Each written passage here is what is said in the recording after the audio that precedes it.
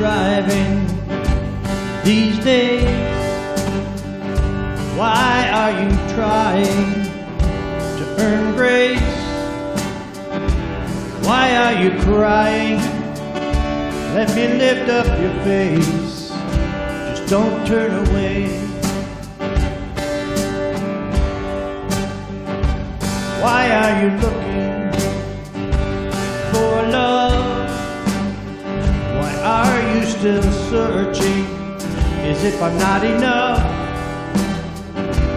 Where will you go, child? Tell me, where will you run? Where will you run? 'Cause I'll be by your side whenever you fall in the dead of night. Whenever you call, and please don't fight these hands that are holding you. My hands are holding you. Look at these hands at my side. They swallowed the grave on that night when I drank the world's sin so I could carry you in and give you life. I wanna give you life, 'cause I'll be by your side whenever you fall in the dead of night. Whenever you call, and please don't fight these hands that are holding you. My hands are holding you here at my side wherever you fall in the dead of night. Whenever you call, and please don't fight these hands that are holding you. My hands are holding you. 'Cause I love you. I want you to know that I love you. I'll never let you go. No, no. And I'll be by your side wherever you fall in the dead of night. Whenever you call, and please don't fight these hands that are holding you. My hands are holding you here at my side wherever you fall in the dead of night. Whenever you call, and please don't fight these hands that are holding you. My hands are holding you. Here at my side, my hands are holding you. Oh.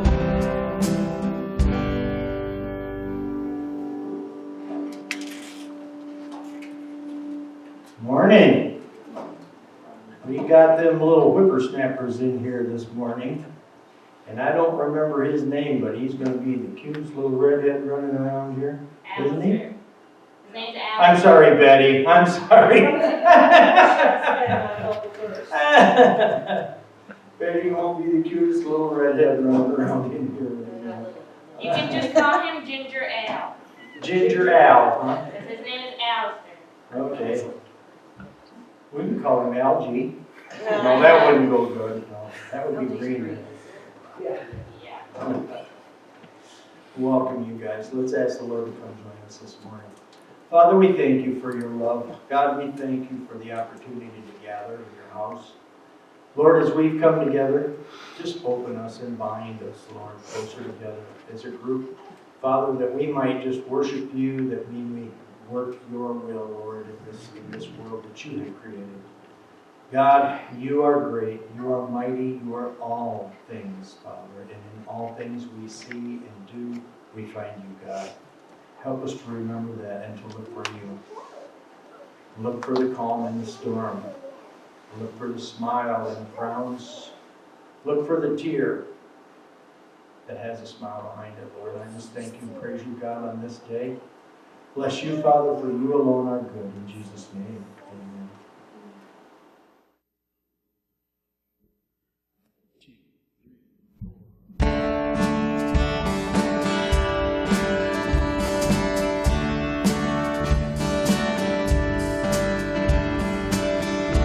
You paint the night, you count the stars and you call them by name. creation sings, God, you reign.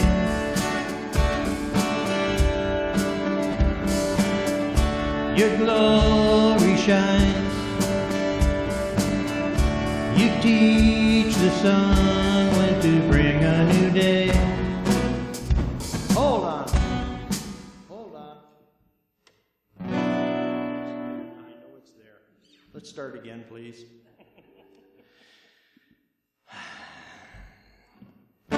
2, 3, 4.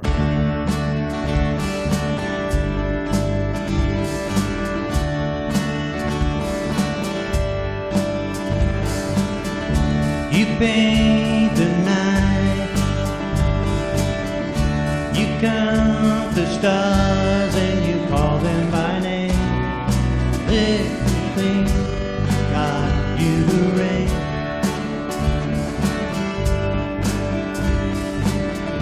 Your glory shines.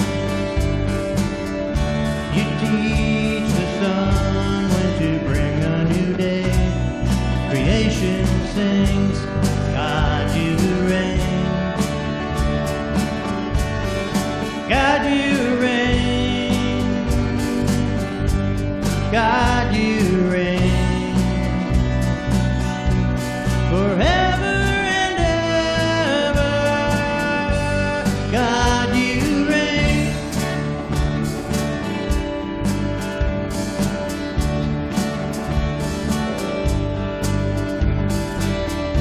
You part the seas, you move the mountains with the words that you say. My song remains, God, you reign. You hold my life, you know my heart, and you call me by name. I live to say, God, you reign. God, you reign. God, you reign. Forever and ever, God, you reign.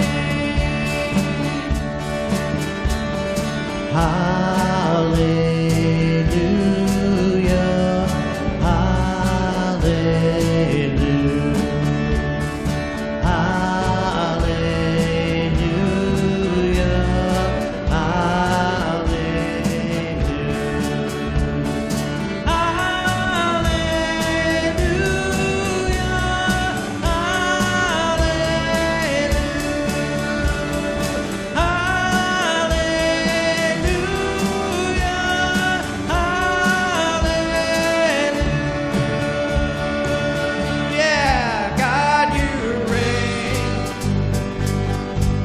God, you reign.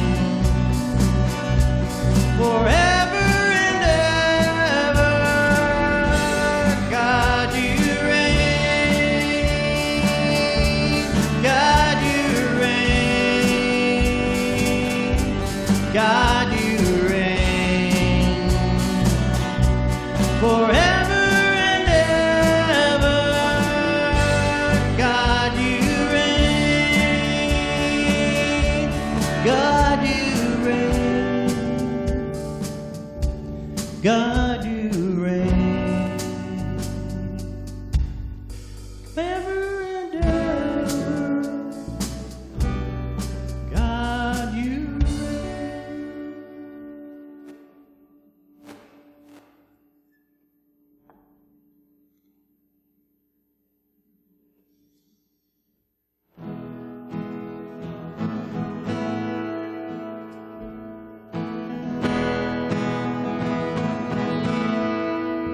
Come take my life, take my soul, take my sins away, make me whole. Come take my life, take my soul, take my sins away, make me whole. I wonder where I'd be if I didn't have you. I wonder where I'd go if I didn't have you. What would that look like if I didn't have you?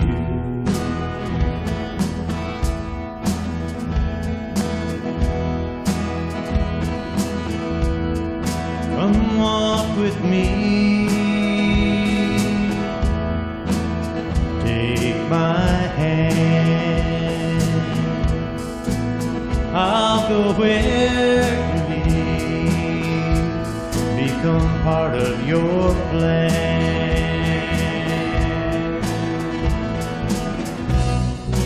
What would I be if I didn't have you? I wonder where I'd go if I didn't have you. What would that look like if I didn't have you?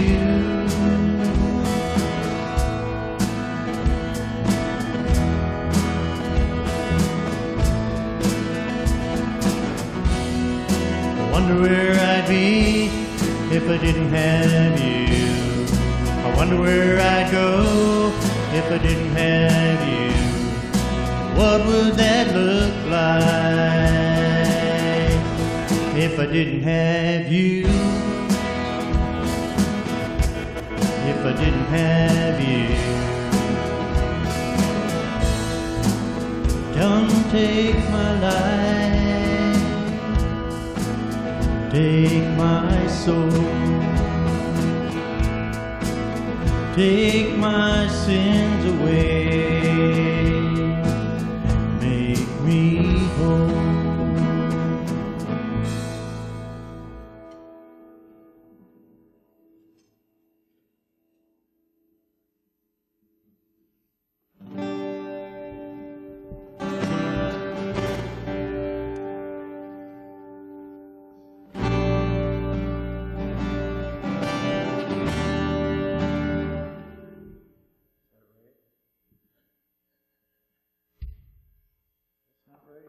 Now it's right.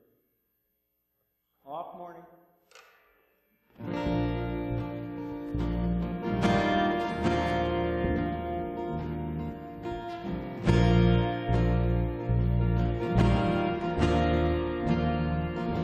Lord, I come,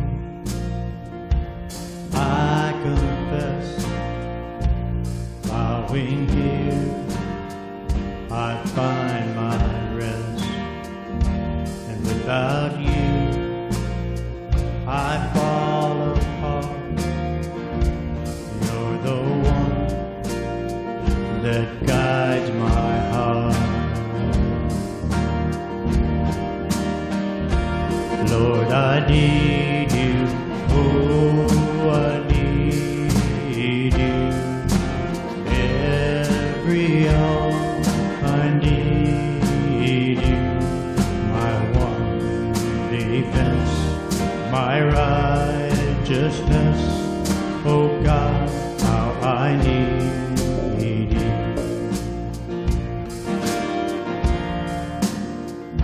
Where sin runs deep, your grace is more. Where grace is found is where you are. And where you are, Lord, holiness is Christ in me. Oh, Lord, I need you. Oh, I need you. Every hour I need you. My one defense, my righteousness. Oh God, how I need you. So teach my song to rise to you when temptation comes my way. When I cannot stand, I'll fall on you. Jesus, you're my hope and stay. Lord, I need you. Oh, I need you. Every hour I need you. My one defense, my righteousness. Oh God, how I need you. You're my one defense, my righteousness. Oh God, how I need you. You're my one defense, my righteousness. Oh God, how I need you.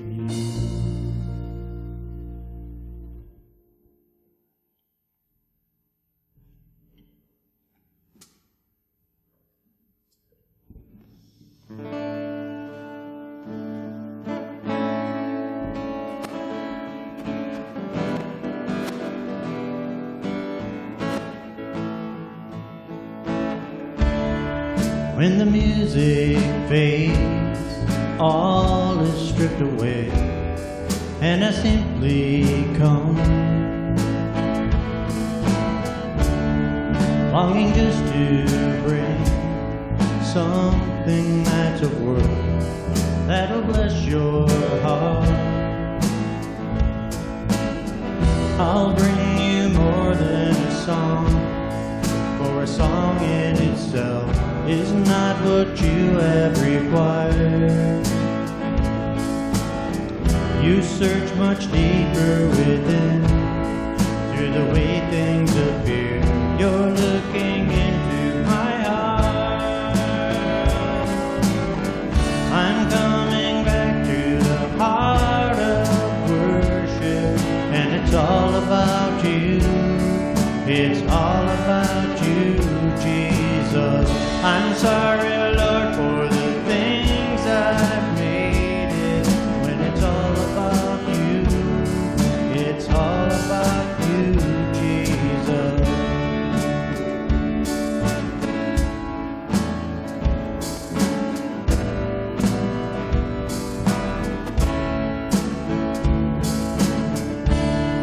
King of endless words, no one could express how much you deserve. Though I'm weak and poor, all I have is yours, every single breath. I'll bring you more than a song, for a song in itself is not what you have required. You search much deeper within, through the way things appear. You're looking into my heart. I'm coming back to the heart of worship, and it's all about you. It's all about you, Jesus. I'm sorry, Lord, for the things I've made it, and it's all about you. It's all about you, Jesus. I'm coming back to the heart of worship, and it's all about you. It's all about you, Jesus. I'm sorry, Lord, for the things I've made it, and it's all about you. It's all about you, Jesus. Heart of worship, and it's all about you. It's all about you, Jesus. I'm sorry, Lord, for the things I've made it, and it's all about you. It's all about you, Jesus. Good morning. Good to see everybody here in the snow and freezing rain. This has been one of the weirdest winters so far. been awful for plowing because your driveway just will not freeze, and so you end up with all this mush and slush. I don't know. Anyway, we like it. We like Michigan, and we like winter, and we like God's blessings. I like winter. I don't like swinter. Winter, that's what we've been having. Spring, winter, It's everything. nasty, yeah, a little bit of everything. I want the snow and to be able to go play out in the snow with my kids, not get all wet. Well, it's pretty Right. wet. We are going to continue looking at the series, Life That God Blesses. We want to be blessed. We want our new year, 2020, to be a year of blessing. But we don't often think of the right kinds of blessings. We have one thing in mind, and God has something different. And His blessings are better than what we have in mind. And so we have to take this by faith. This is why we're so focused on Hebrews chapter 11, especially verse 6. Without faith, it is impossible to please God. It's on the next slide, Jesse. Because anyone who comes to Him must believe that He exists and that He rewards those who earnestly seek Him. That's what we're hoping for, the rewards that come with seeking Him. But the faith part means that we have to believe correctly. We have to believe in our hearts. And this is our definition of faith that we've been working with. The next slide, there's two things. That God's blessing, not man's, is what all that matters. Like I said, it may not be the same kind of blessing that we think of, our wish list, and all the things that we count as blessings. God may have something different and better in mind. In fact, today we're going to talk about some what I call paradoxical blessings. A paradox is when something seems like one thing when it's totally something else. And Jesus talks about these types of blessings quite a bit. And then we know that God's blessings, all that matters, and therefore it's worth any price that we can pay. And our price that we can pay, the only thing we can pay is surrender, to give ourselves, and to give ourselves 100%. So that's really a good definition of faith. It's just to leap into the arms of God and say, you have me 100%. And I trust you. And He has never failed us yet. He just never will. So last week we talked about an area of surrender. Do you remember what it was last week? It's my favorite thing to preach on. I only do it about once a week. Yeah. Once a year. Money. Yeah, stewardship. It was actually more stewardship than money. It was managing your whole life, but especially the financial resources that God gives us. And that's where we often want to be blessed. And yet, God is not wanting to give us more money, but He wants our hearts. And so He doesn't need our money, but He needs our heart. And that's why He wants us to be surrendered completely in that area of our lives. Well, this week, we're going to go even deeper than that. Financial, I know it goes right to the heart of who we are, but there's something even deeper. And that's our will. That's our self. And that's the very center of who we are. And that's just me. I give my whole self to God. And we do it in three ways, in obedience, in self-denial, and in worship. And we're going to talk about those three things, but I want to sum those three words up into one word. And that one word is disciple. Disciple.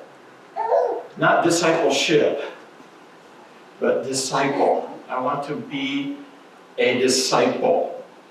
I was going to, when I was thinking through this series even, I was thinking a few weeks ago that, okay, I'm going to talk about the managed life and the surrendered life, and I'm going to talk about the disciplined life. And then I felt convicted because a couple weeks ago I preached to you that, it's not about working harder. It's not about trying harder. And that's usually what we think of when we think of disciplines. And man, as a preacher, that's what I want to go to. I want to go there right away. I want to say, hey, you guys, this year, 2020, make a resolution that you're going to pray more, that you're going to read your Bible more, that you're going to give more, you're going to be better at attending church more. I mean, more. And that's really not what this passage is talking about in Hebrews chapter 11. It's about just surrendering everything. It's not about making a New Year's resolution to try to do a little bit better than we did last year. That's really a miserable way to live the Christian life. That's the treadmill of performance and guilt. And by now most of our New Year's resolutions are shot anyway. Right? I'm still working on losing that weight. I'm down about 2 pounds from Christmas, so getting there. But that's not what the Christian life is about. It's not about doing a little bit better. It's about giving yourself to God. And so instead of talking about discipline or trying harder, I want to talk about being a disciple, which means to follow harder, which means to focus not on the things of religion and disciplines, although they're not bad things. I would never say that we shouldn't practice those things that I'm talking about. But what I would say is if we go even deeper, that if we love Jesus and we fall in love with Him and we want to follow Him, the disciplines come naturally. They come later. The obedience, the following. If we want to be a disciple. In fact, the key verse that I wanted to share today is John 14:23. Jesus said, anyone who loves me will obey my teaching. And it's not a game that Jesus is playing with us. Sometimes we play these games with each other, don't we? If you loved me, have you ever said that to your spouse? I didn't see that. Have you ever been told that? If you loved me, you would take out the garbage, you would take me to dinner, you would buy me this. I should save this for Valentine's Day, but I read this joke this week. It was great. A lady woke up, a wife wakes up on Valentine's Day. She goes to her husband and she says, guess what? I dreamed last night. I had this amazing dream that for Valentine's Day, you bought me this great, nice, expensive pearl necklace with matching earrings. What do you think my dream means? And the husband looked at her slyly and he said, tonight, we're going to find out exactly what your dream means. And sure enough, he came home that night and he had this package all gift wrapped and really nice, and it was about the right size, and so he handed it to her and she's all excited. She looked at it, and it was a book. And it was entitled, How to Interpret Your Dreams. Good joke, right? She saved that one for Valentine's Day. Yeah, she's going to find out. Well, we test each other, don't we? And that husband failed the test. This is not what Jesus is doing. It's not one of those tests. If you love me, you will obey my commandments. That's not what he's doing. He's saying, if you love me, you will naturally start obeying. It will come that way because you'll want to follow me in every area of your life. And that's the surrender that we're talking about. And he's going to tell us today that life, that following after Jesus, the discipled life, is a life of blessing. That's what God blesses. And he blesses it in very paradoxical ways that we're going to look at today. So I want to look at 3 things that Jesus tells his disciples. He tells everybody. This is what it means to be a disciple, he tells them. In fact, he's going to make some distinctions between a true disciple and a believer. Sometimes we don't make that distinction, do we? A true disciple and the crowds that followed him and listened to him. There's a big difference between those two things. In fact, the first thing that Jesus says, well, I'm just picking three that I think are the top three things. And I'm going to bring up some different verses from these things. The first one, Jesus says, take my word. Listen to my words. John chapter 8, verses 30 through 32. He spoke these words to a crowd of Jews that were around him. You know the context. And it says, many believed in him. Then Jesus said to those Jews who believed him, if you abide in my word, you are my disciples indeed. And you shall know the truth, and the truth shall make you free. Did you catch what he was doing there? There's the Jews that were listening to him, and they believed him. They believed in him. And Jesus said, that's not quite there yet. It's not enough just to say, okay, I believe in you, Jesus. Jesus says, you have to abide in my words. That's a fascinating phrase, because I looked up several different translations, and there's different ways that it was translated. I gave you first one, the New King James Version, abide in my word. The NIV says, hold to my teachings. That makes a little bit different flavor. The King James says, continue in my word. That's a good way of saying abide. The Living Bible said, keep on obeying what I've said. That's a good one too. Then the Message version. This is one of my favorites. I always like to look up the Message Bible. If you don't have one, somebody Peterson, Eugene Peterson wrote this. It's just a total paraphrase. And it says, if you stick with this, living out what I tell you, you are my disciples for sure. And that's a good way to look at it too. And then there's the PBV. Have you heard of the PBV? That's the Pastor Bob version. This is what I would say. You like the Pastor Bob version? PBV. It's hard to say. I'm going to have to remember that. Yeah, it's easier to say PBC, but PBV. Pastor Bob version, Jesus is basically saying, take my word for it. I mean, this is what I've taught. This is what I'm saying. It's not just enough to believe in me, but you need to take my word. You need to take it into your heart and live it out and start walking it. And here is the paradoxical blessing that comes with taking Jesus at his word and living it out. He says, obedience brings freedom. The truth will set you free. Now that sounds paradoxical, doesn't it? Because ever since we were little, when our parents insist on obedience, we feel restricted. We feel like we're trapped, and well, I can't wait to get out from under mom and dad so I can finally do whatever I want. Right, Sylvia? Is that what you're about right there, aren't you? I've already moved out. You already moved out, so you already got that freedom, right? I live with them. Oh, so there's probably still a little bit of responsibility involved. Well, Jesus is saying freedom isn't just doing whatever you want to do. Freedom is to be free from the slavery of sin.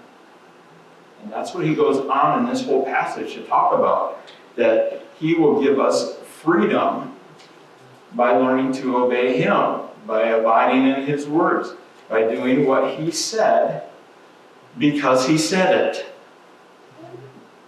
Have you ever used that on your kids? Because I said so. Yeah, and then they say it back. And kids will say that too. And kids want to know, why can't I do that? Why do I have to do that? Well, because I said so. I've had to change it to because I want you to. Because I want you to. And that's not a bad way to look at it. Because that's the type of obedience that Jesus is looking for. Not the reasoning and the logical find out, okay, if it makes sense to me, then I will obey. But it is a matter of trust. Here's where that word faith comes in again. That I will believe that your word is a lot better than mine. That your teaching is better than my thinking. That if you say this is not good for me, I believe it. By faith, I will obey you, and I will not participate in that. Or if you say I should do this, then I will do that. Jesus says, if we do that, we will be free. And free from sin, and free from all the self-destructive things that we can get into. Have you ever noticed that about these child stars? They get all this money, and as soon as they get free from their parents, get free from their responsibilities, they've got no worries, they've got all the money they could ever spend in their entire life. And what do? They get into drugs, the alcohol, the sex, and they destroy their lives. You see it over and over, don't you? And they end up addicted. They end up slaves to sin. Well, that's an extreme example, but we do the same thing. We think we're being free, and then we indulge in something, and pretty soon it has control of our life. And Jesus says, no, I will set you free from those things. It's a paradoxical blessing. If you obey, you will be free. And you have to believe that by faith. So that's the first thing that it means to be a disciple. The second one, another mark of a disciple or the disciple life, is that Jesus said to take my cross. Actually, he's going to tell us to take your cross, take up your cross. But listen to what he said in Mark chapter 8. Then he called the crowd to him. Here's the difference between the crowd and the disciples. He called the crowd to him along with the disciples, and he said, whoever wants to be my disciple must deny himself and take up his cross and follow me. For whoever wants to save his life will lose it. But whoever loses his life for me and for the gospel will save it. What good is it for someone to gain the whole world, yet forfeit his soul? So again, I noticed right from the beginning the distinction between the crowds. They followed him, but they didn't really follow him, right? They didn't follow his example.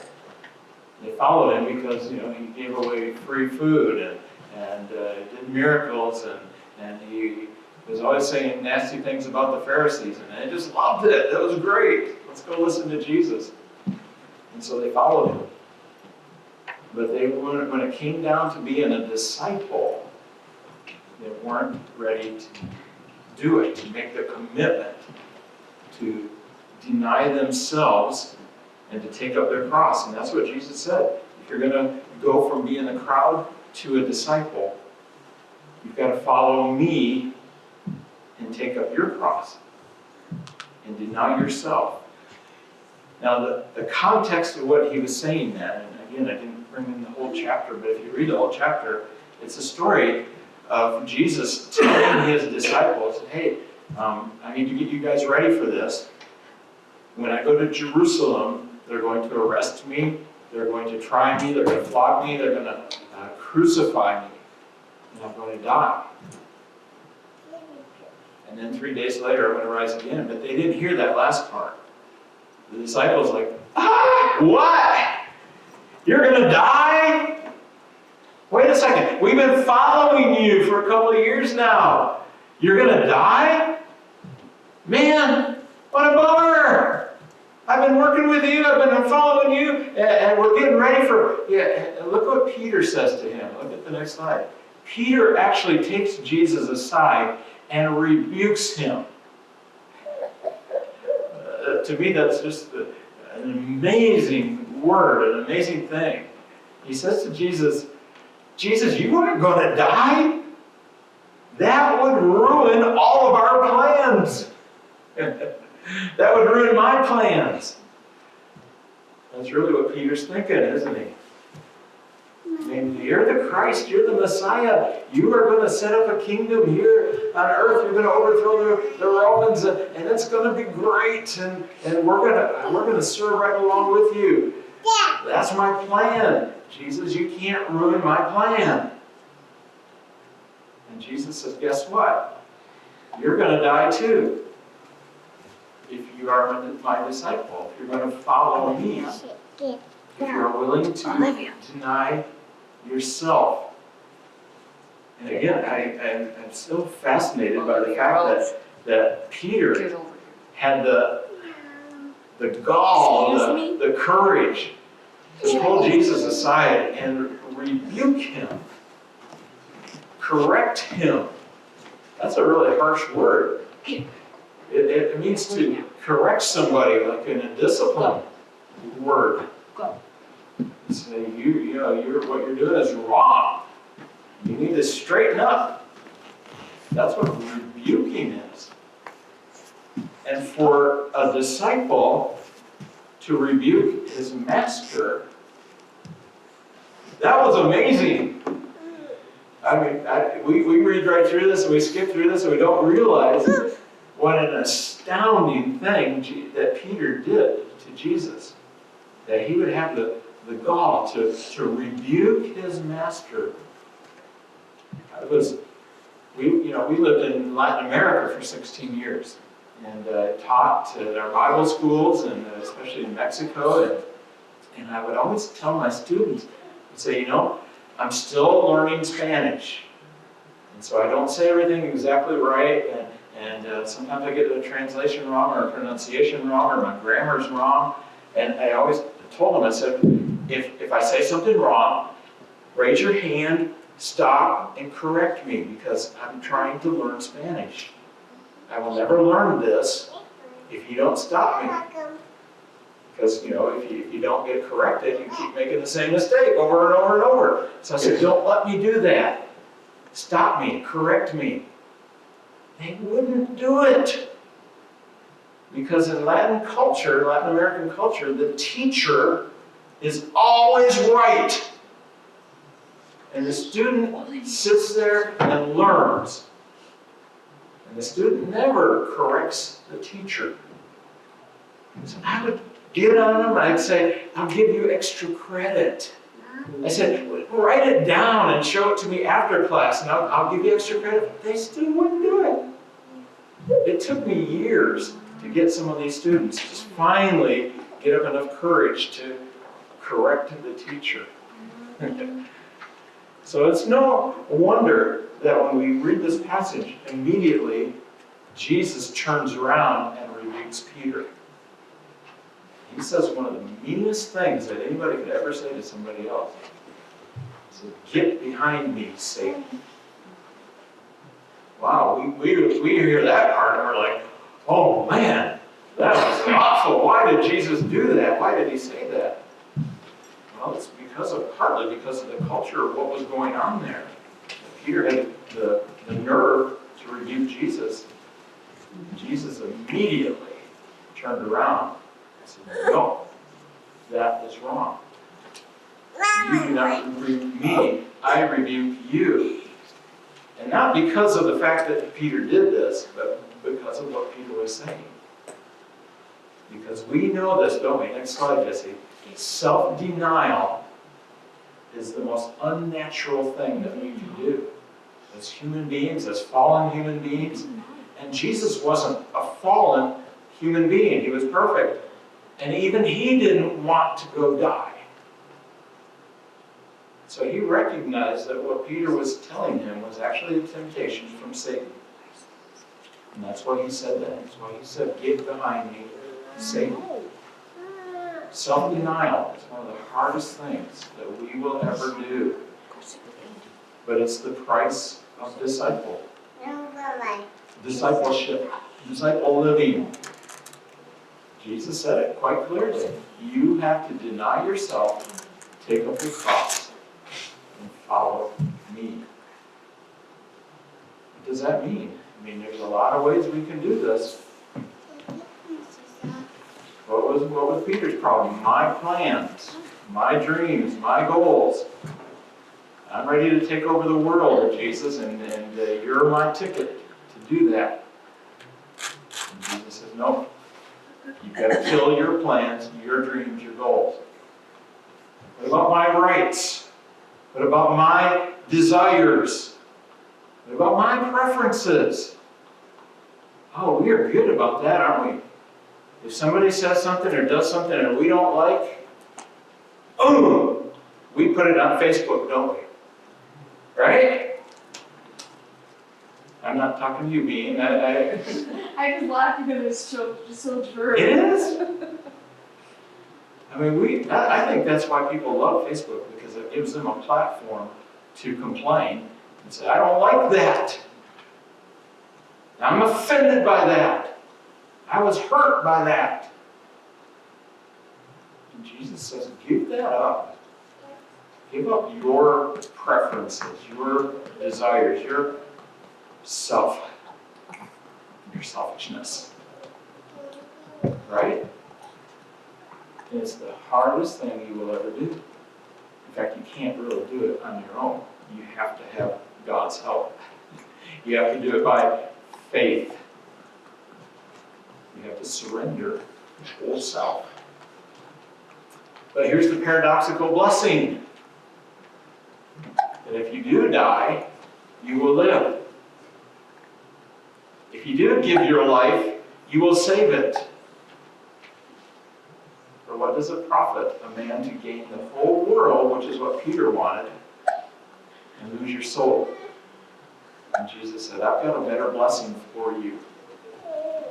I will give you eternal life instead of this other life that you had in mind. If you're willing to give up that life and let that life die, you will lose that life. I'll give you a better life. An eternal life. Yeah. That's a lot better, isn't it? It's worth everything we can give to get these blessings, these paradoxical blessings. Okay, look at one more. We're moving along pretty fast, so if you guys have anything you want to share, go ahead. Number 3, take my yoke. So we've seen a couple of things, right? Now take my word and abide in it, obey it. Take my cross, which means deny yourself and die. And then take my yoke upon you. I love this passage. Matthew 11, 28 through 30 says, come to me, all you who are weary and burdened, and I will give you rest. Take my yoke upon you and learn from me, for I am gentle and humble in heart, and you will find rest for your souls. For my yoke is easy and my burden is light. And let me jump right to the paradoxical blessing right away, because we don't usually get this. Yoke means rest. It doesn't make sense, right? All through the Bible, in fact, the Old Testament constantly uses the analogy and the word picture of being under yoke, under slavery, to be oppressed and burdened. Oh, you're under this heavy yoke. And so it never means rest. It never means peace. It never means easy. It always means something hard, slavery, under the yoke of Egypt. And here Jesus says, wait a second, I'm going to give you a blessing. The blessing is rest. The blessing is peace. And the blessing is to have a sweet life. That's what I call this. It's the sweet life. I don't think he's actually meaning that our life is going to be easy, though. That's why it's called a yoke. Oh, okay. I think he's just that he means that we are going to be at ease because we know that we have something better coming. Okay, I think that's right too. And I also think that it means that a yoke, like we see in the picture, has two slots, right? And what Jesus is saying is, get in this yoke with me. And come alongside me. Then it gets easy. Because talk about being unequally yoked. That's another thing the Bible talks about, that don't marry somebody that's not a believer, because that's unequally yoked. And they had this, that was a common saying in those days, because you didn't hitch up a little donkey along with an ox. That would be an unequal yoke, right? One of them would be doing all the work and the other one wouldn't do anything. Another thing about a yoke is once you put cattle, oxen in it, they can't sway or deter at all. And that makes an easier path. Mm-hmm. If you follow the Christian life, your way is easier because you don't have to consider swaying back and forth. Right. That's a good point, because you're walking alongside and you're following Jesus. And I call this worship or adoration, is what the word I put up there, because that's the Latin word for worship. And it means to love somebody and admire somebody so much that you want to be just like them. And you worship that person. It's like being a complete fanatic.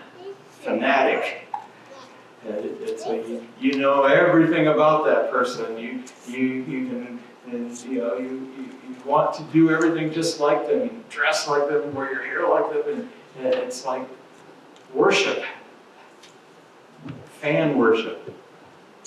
That's similar to what Jesus is talking about here. And that if we get in the yoke with him, what we're doing, and here's where he said it. He says, take my yoke and learn from me. Look at the next slide, Jesse. I think that's it. There it is. A true disciple is a learner. And we do this when we are in love with somebody. We want to learn who they are. We want to know everything there is to know about that person. And we will come alongside them. That's what the yoke image is about. Shadow them. Learn from them. Follow them. Follow Jesus. To do everything that he does. I just want to be like him. Remember that phrase, WWJD? What does that stand for? What would Jesus do? That's partly where this comes from the idea of being a disciple, someone who follows hard after Jesus and wants to be like him. So every day, what would Jesus do? I mean, you can take it to weird extremes, like, well, how would Jesus wear his hair? And surely Jesus had a beard, right, Randy? So, yeah, we got to wear our beards. And Wasn't quite as white as ours. no, probably not. I want to be just like him. And we see this kind of hero worship with our kids, right? Your kids, they want to help you with what you're doing. Have you run into this yet, Sharon? Your girls want to help you in the kitchen. Mommy, can I help you?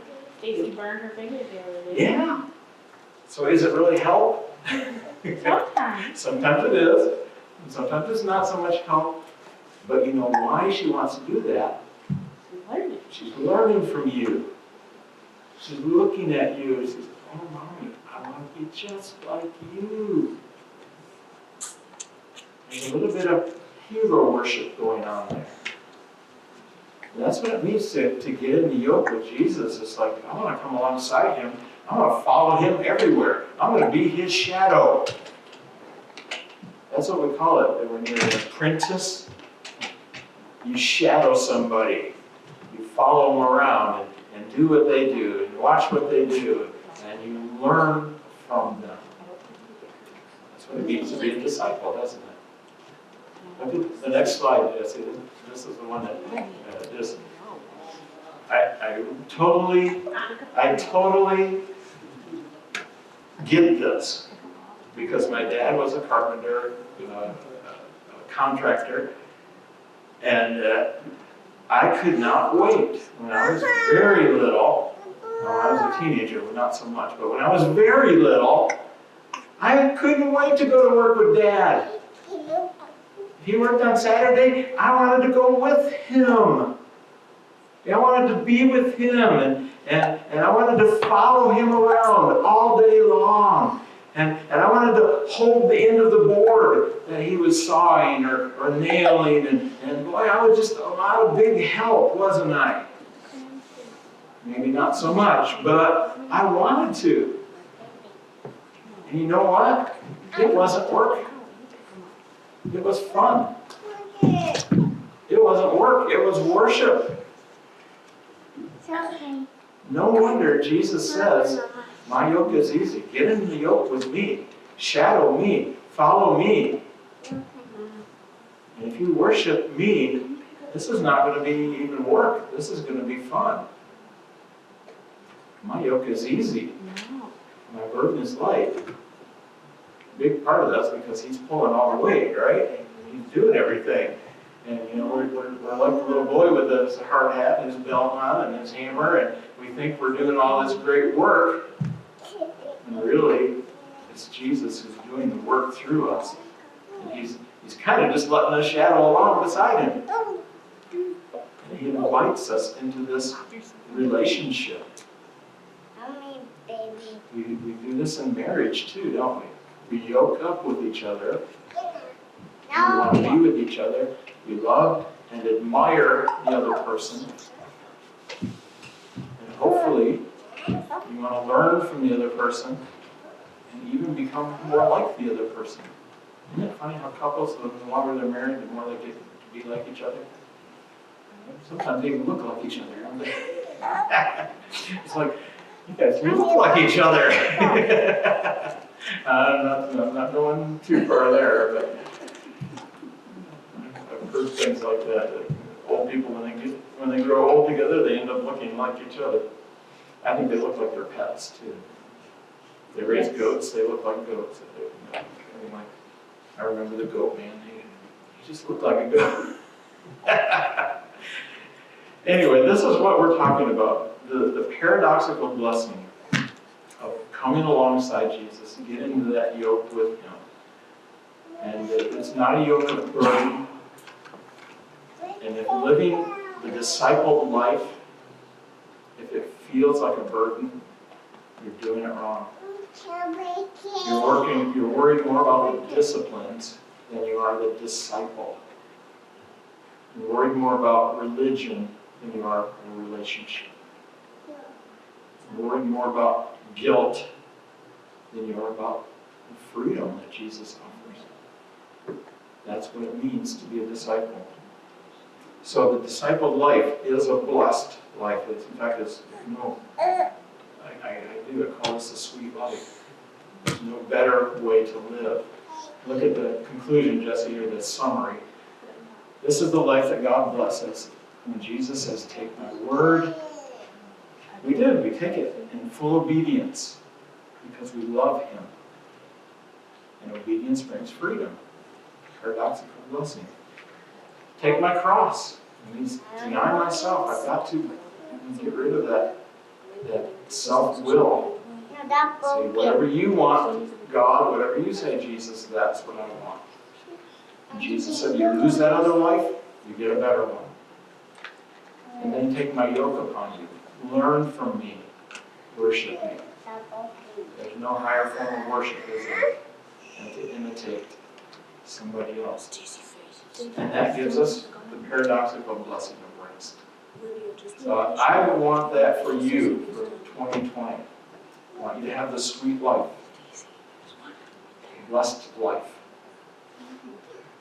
Is it easy? Not always. I know what you're saying, Sharon. And sometimes it doesn't mean life's going to be, roses all the time. Boy, if you're in that yoke with Jesus, it is still a sweet life. You're denying yourself. You're not worried about yourself. sweet life. If you're walking in obedience because you know and you love and you trust the teacher, it's a sweet life. So let's pray. Would you stand? Let's stand together and pray today.